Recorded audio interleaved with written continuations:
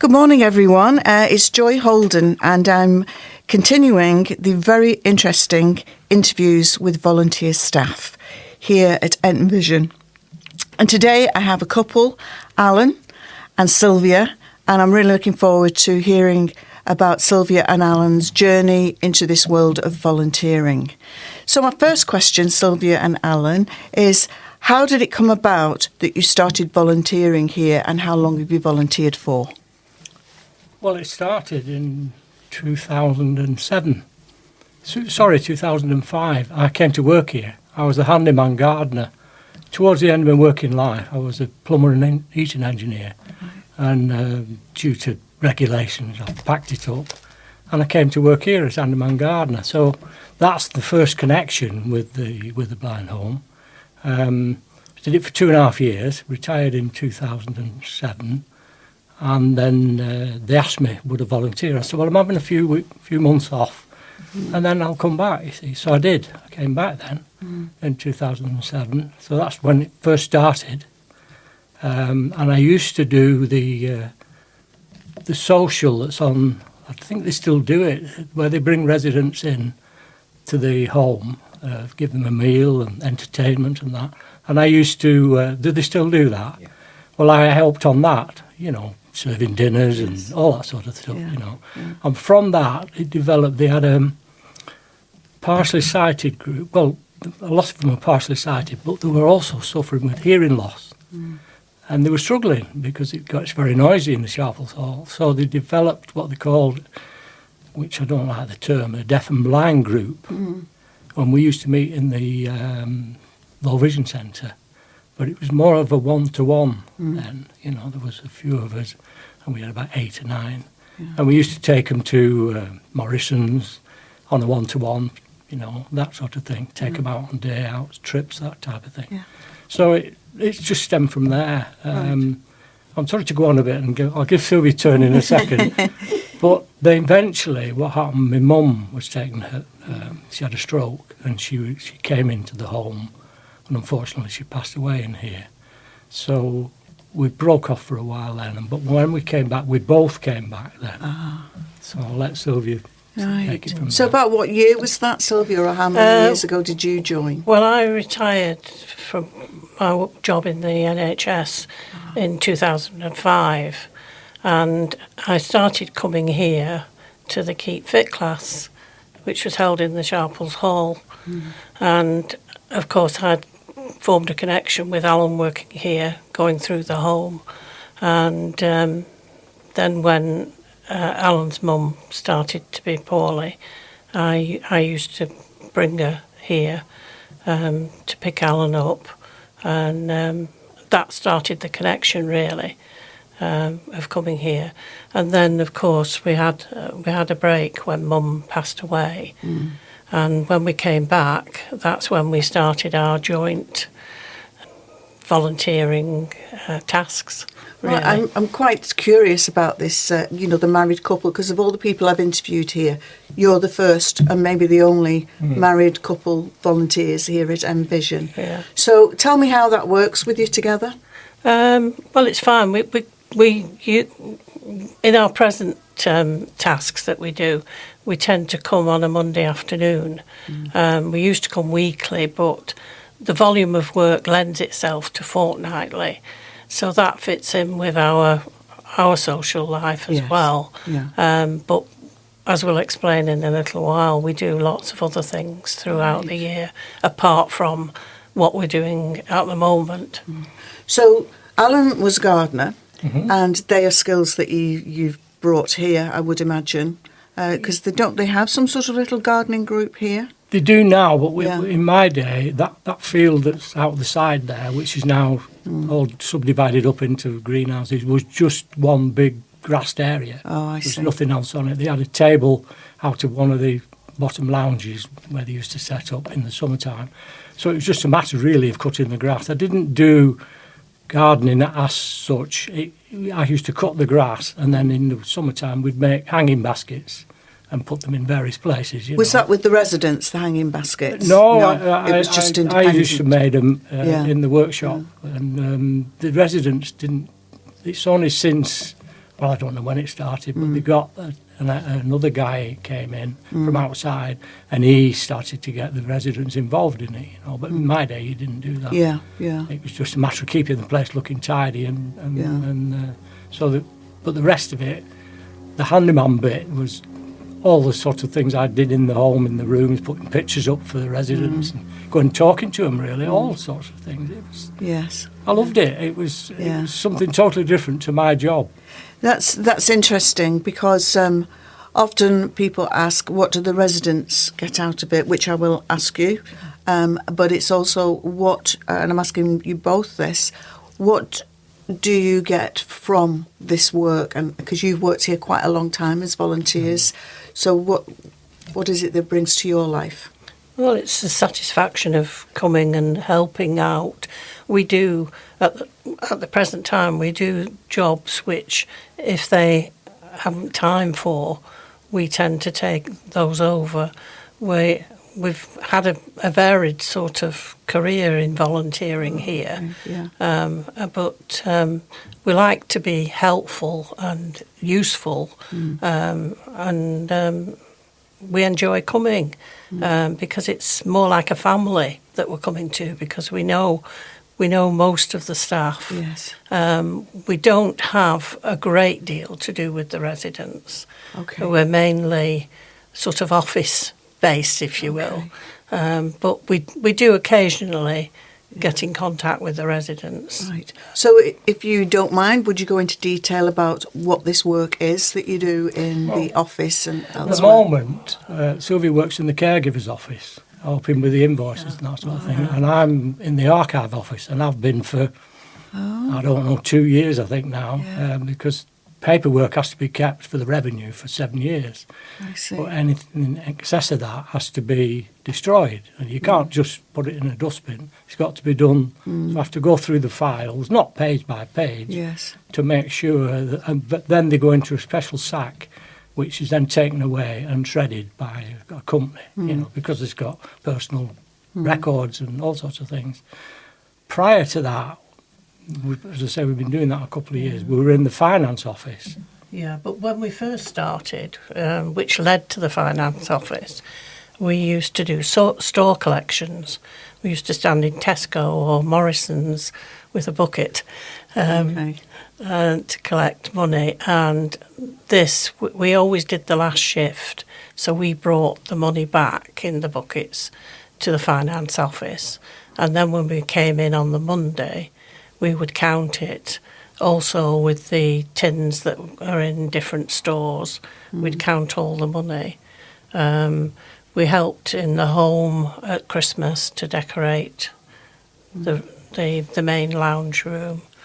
But following on the collection buckets, we were asked to go into the finance office. I was doing invoices mainly for caregivers and general office duties, anything they wanted us to do. And you did? I did. I scanned numerous thousands of pages of stuff onto a computer, records of various things. We were in there around about 3 years, something like that. We used to come weekly then. And then COVID came along. Oh, of course. That stopped everything, We had quite a break then, didn't we? Yeah. But we returned to take up those tasks. And then we also helped with the Christmas fairs, the summer fairs. They used to do a walk. I don't know whether it still does. It used to be 3 piers walk. So we used to marshal that, we'd be at one of the piers, making sure everybody was okay. So this is really varied work, isn't it? It is. We've done... It's outside and inside. The latest thing that we've done was to help with the newsletter that went out. Yes. So all the papers going in envelopes and sealing. All the labels that you see stuck on, and we've stuck all them on. Not just us, there's other people as well. Yeah. But that was quite time consuming, wasn't it? But So enjoyable. Sorry, Sylvia. Did you, when you were talking about the fundraising, is fundraising something that's close to your heart? Have you found out that you're quite good at it? You know, standing with buckets in supermarkets is hard in itself, isn't it, sometimes? It is difficult, and you're not allowed to shake your bucket either, No, so you're just standing there. That's a new rule, isn't it? Yeah. It was very rewarding because people would come and stop and ask you about Envision because they didn't know anything about it. Yeah. So really, we were ambassadors for the home. Yeah, that's a good way of describing it, as ambassadors. Yeah. Is there anything at Envision that could be done to improve the profile of it, do you think? Well, it's a very difficult one. It's like the name, isn't it? You know, when I worked here, it was Blackpool and File Society for the Blind. Yes. And these words like deaf and blind are not, you know, you're much better with partially sighted or hearing impaired. Hearing impaired, it doesn't flow off the tongue as easily as blind and deaf. It's very, very difficult really to I don't know. I don't know if there's anything really. Yeah.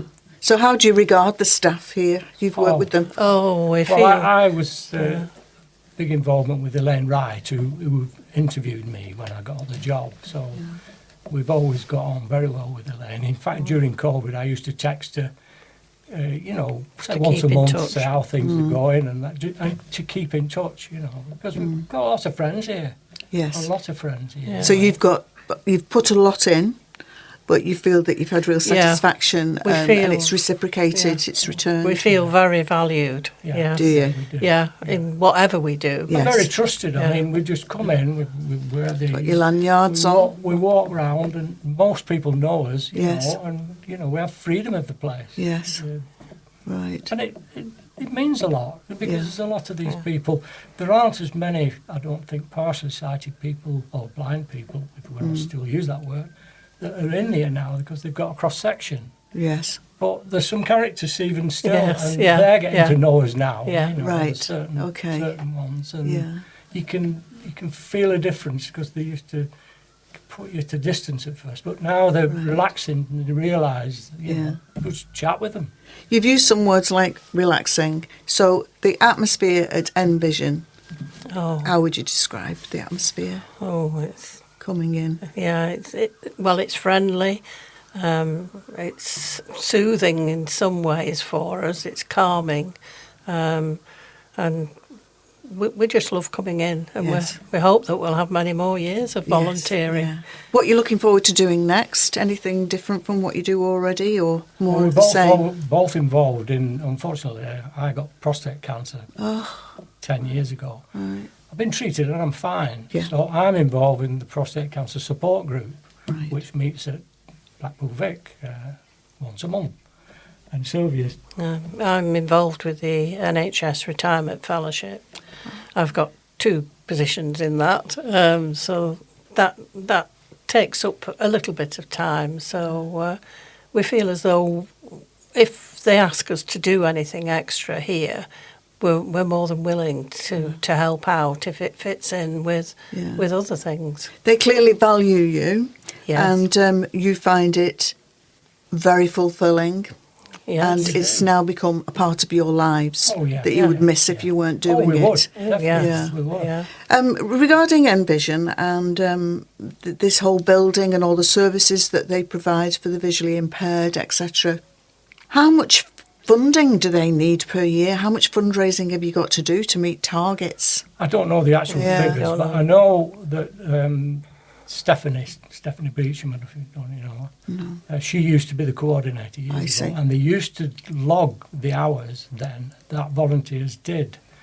And when he worked it out over the year, it was a frightening amount. And if you put the lowest wage payment to it, it becomes thousands of pounds. Right. And, we just looked at saving them that money because the jobs that we do, a lot of them are mediocre jobs that, like they're getting what I do now in the archive office, just getting rid of paperwork, going through it. Well, if you're to pay somebody to do that, it's a lot of man hours. A lot of man hours in all volunteering. Yeah, of course. It's just what we do. It's what everybody else does. I really like the way you've responded to the question because you've said really through the volunteers, thousands of pounds are saved because you're not looking for an income from it. No, None of no. the volunteers are. No. They do it for good altruistic reasons and They're self-fulfillment. helping the charity. Helping. Yeah. So if you were talking to someone about Envision and they were saying, I'd like to volunteer, but I don't know where I'd fit in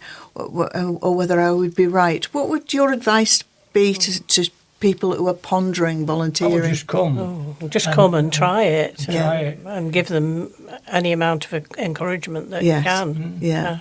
So who would be the first port of call to speak to if they came here? Well, Jane is obviously the volunteer. So Jane coordinator. Powell, right. Yeah. So she would be the first, Right. I mean, if they contacted the duty office, Yes. said they were interested in volunteering, I'm sure that's where Yes. they would direct her to. Yeah. And from there, well, it's up to Jane what Yes. to find out from her. Yeah. And what From them. the prospective volunteer Yes. would like to do. Wants to offer. Yeah. Because people need to be in the comfort zone sometimes. That's right, Yeah. yes. And then once they're in the comfort zone, they're quite happy perhaps to try something else, I suppose. Yeah. That's really good. So you've got everything positive to say about Envision. Do you think it should have more publicity in the local news and so on? Just because it's such a marvellous place to be Everything a seems to be resident? publicised through Facebook, and unfortunately, Sylvia, we don't do Facebook, either of us. Perhaps if some activities were happening, they could put those in the local paper Yes. or Or advertise advertising, in the local paper. And that everyone, because this is Volunteers Month, isn't it? It is, yeah. Celebration Yeah, of. that's Yeah. right. So, is there anything else before we end the chat that you would like to tell me about Envision, about yourselves, that I've not touched on? I think we've covered most of it. Well, if you have, yeah. I mean, Yeah, you've certainly given yeah. me lots of detail, and I'm really most interested in how you got into it and what your backgrounds were. Yes. Because the NHS was an interesting background. And Yes. Yeah. Yeah. So, Alan and Sylvia, thank you so much for being open and honest. Really enjoyed speaking to you. Well, thank Thank you. you. Thank you.